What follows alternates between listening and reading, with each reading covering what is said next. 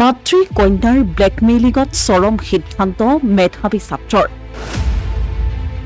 অসহায় মাতৃৰ মুখ্যমন্ত্ৰী ডক্টৰ হিমন্ত বিশ্ব শৰ্মা আৰু আৰক্ষী সঞ্চালক প্ৰধান জিপি সিঙলৈ অনুৰোধ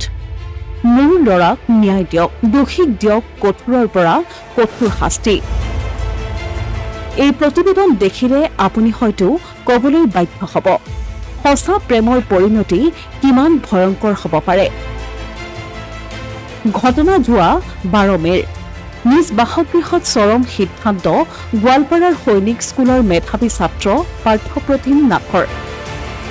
অভিযোগ অনুসৰি টংলাৰ 4 নং ৱাৰ্ডৰ জয়ন্ত শৰ্মা আৰু জয়শ্ৰী শৰ্মাৰ কন্যাৰে পাৰ্থপ্ৰতিম নাথৰ আছিল প্ৰেমৰ সম্পৰ্ক কিন্তু কালৰ পাকচক্ৰত এই সঁচা প্ৰেমীৰ ৰূপ পালে মৃত্যুৰ এগৰাকী হৈছে পাৰ্থপ্ৰতিম নাথৰ মাতৃ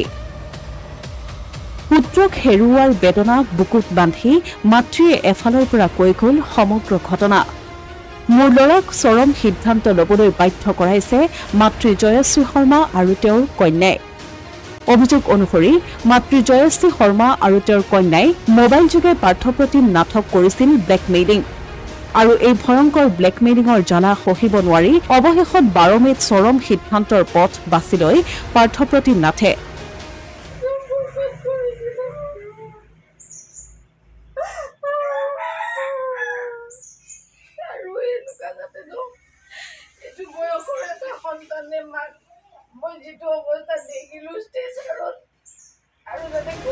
মৃত্যুৰ পাছদিনা মৃতদেহ সৎকাৰ কৰি অহাৰ পাছত পাৰ্থপ্ৰতিম নাথৰ মোবাইল ফোন খুচৰাত খোল খালে সমগ্ৰ ৰহস্য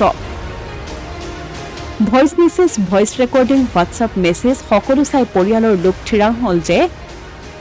এই মৃত্যু নাছিল স্বইচ্ছাৰ এই সমগ্ৰ ঘটনাৰ পাছতেই ওদালগুৰি জিলাৰ ডিমাকুচি আৰক্ষী থানাত পিতৃ বিজয় শংকৰ নাথে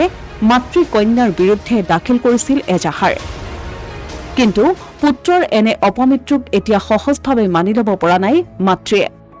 যাৰ বাবে এতিয়া এনেদৰে কেমেৰাৰ সন্মুখত কান্দি কান্দি হাতজোৰ কৰি মুখ্যমন্ত্ৰী আৰু আৰক্ষী সঞ্চালক প্ৰধানক ন্যায় বিচাৰিছে অসহায় মাতৃয়ে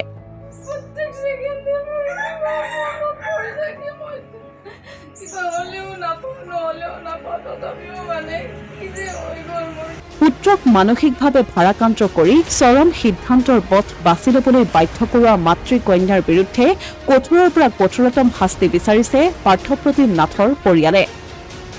অসমীয়া প্ৰতিদিন ডিজিটেল সংবাদ ওৰাং